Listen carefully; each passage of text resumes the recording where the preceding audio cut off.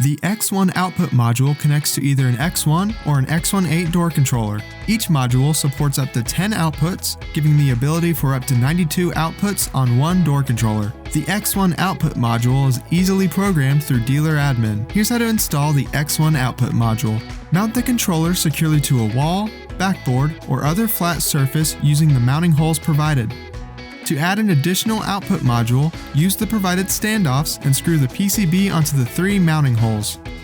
Make sure the address dial is set in the correct position. The first module is set to 1 and any additional modules should follow sequentially.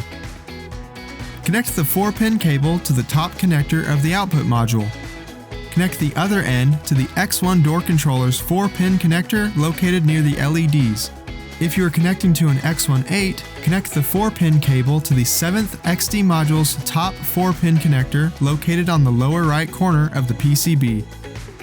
To connect an additional output module, connect a 4-pin cable to the bottom connector of the existing output module. Connect the 4-pin cable to the top connector of the new output module. The outputs will be wired based on your hardware, whether it is normally closed or normally open. Refer to your external outputs literature to ensure proper wiring connections. Wire the outputs to each relay, carefully labeling each relay to the corresponding device. The output module utilizes power from the X1.